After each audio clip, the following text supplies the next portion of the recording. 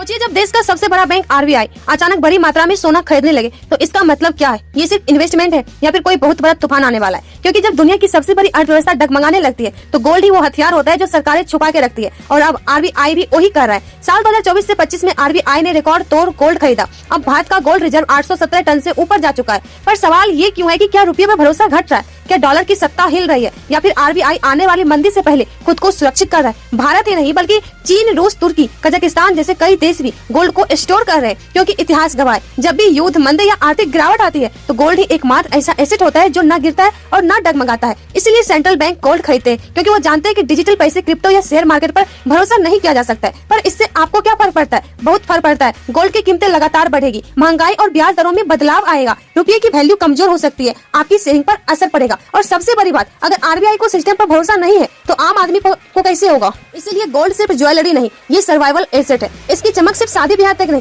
बल्कि संकट के समय आपकी ढाल बनती है। तो अगली बार जब कोई पूछे कि गोल्ड खरीदना जरूरी है क्या, तो बस इतना कहना कि आरबीआई खरीद रहा है, तो कुछ तो बात होगी।